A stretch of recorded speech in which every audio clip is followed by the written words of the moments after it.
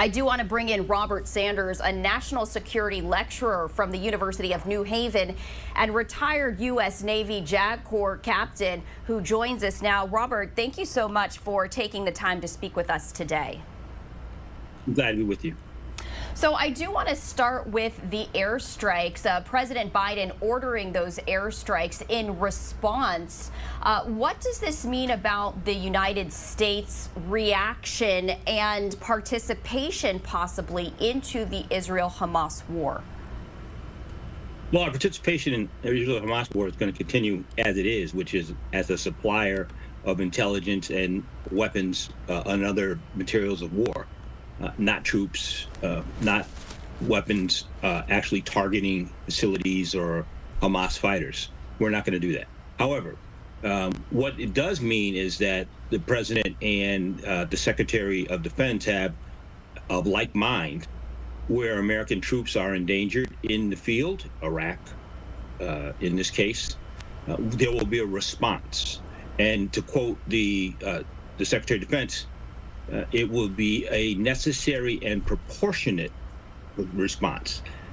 That's one of the differences of what's going on in Gaza right now. People don't believe the Israeli response is one, proportionate, two, distinct, and meets all the qualities and qualifications of necessity and how they're exercising their fight. The difference with what we did today is it was targeted at three elements of, and the Hezbollah group is also nicknamed KH. Targeted at KH facilities.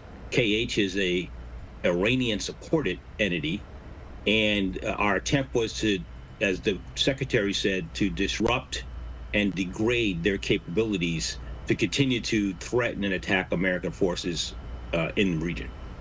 So I want to go back because you used a very interesting word when you said response. The United States clearly not going to sit back and allow service members to be hurt or much less killed. Iran knows this. So when you say response, what do you mean by that?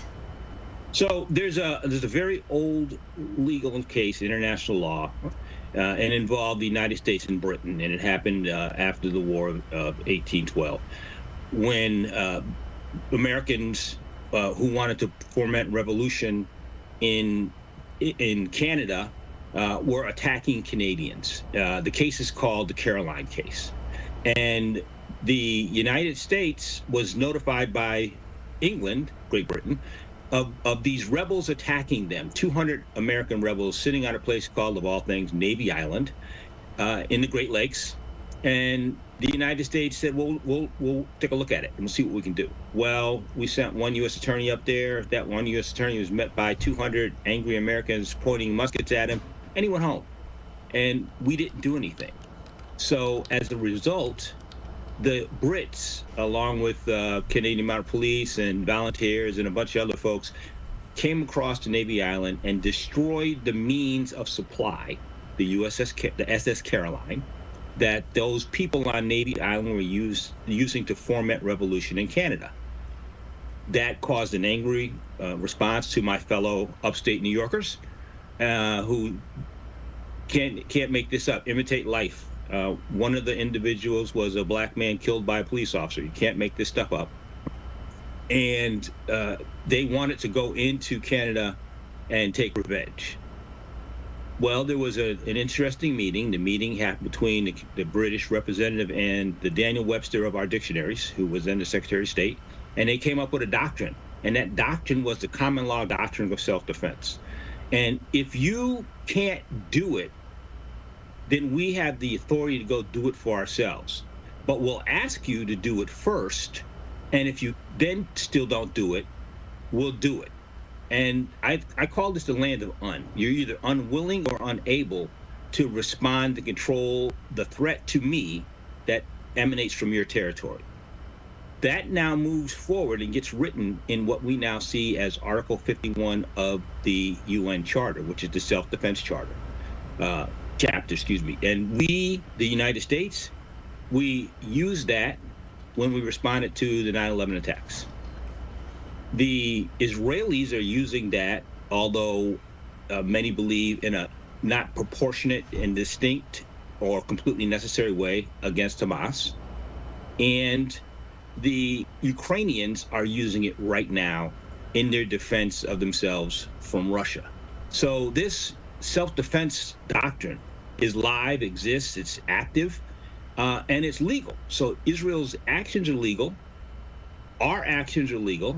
It's just that many look at what Israel is doing as being technically legal, and being executed in problematic ways.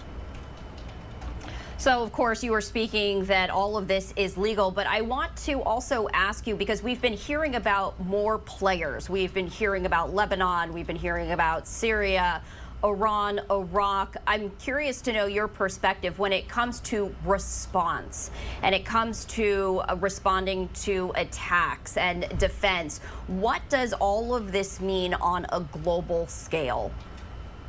Well, one of the things, there's a tie between sovereignty, there's a tie between religion, and there's a tie between who's the big friend of the entity involved. So by the big friend, I mean the large country that supports. So in Israel, we're the large country that supports. In Ukraine, we're the large country that supports. In Syria, in parts of Iraq, the large country that supports is Iran. Iran supports independent militias. Some have actually been formed and moved into, as there is an allegation that KH moved into actually Iranian forces and fighting under not only their flag, but the Iranian flag when they were fighting against ISIS. How we go after them versus how we go after an actual Iranian activity, an actual Iranian military activity, are two different things. So just this weekend, it was alleged that an Iranian entity itself, not one of its supported militias and not one of the Houthis in Yemen, shot at a independent ship, hit it, caused fire, didn't sink, but damage and no casualties. That's different than the Houthis firing as a independent entity backed by Iran versus Iran itself firing.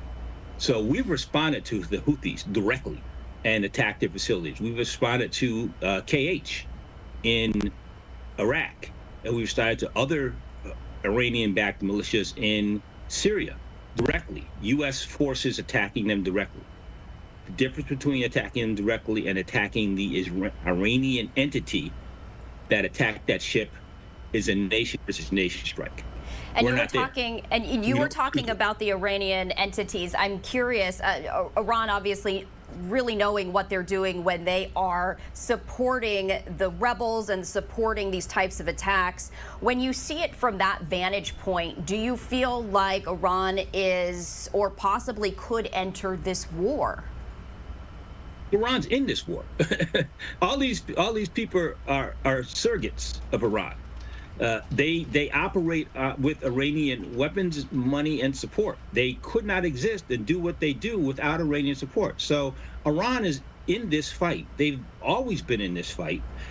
It's just that generally, other than this experience just now, this last week with this commercial ship, they don't launch the weapons from their own territory with their own people. They send the surrogates to do it.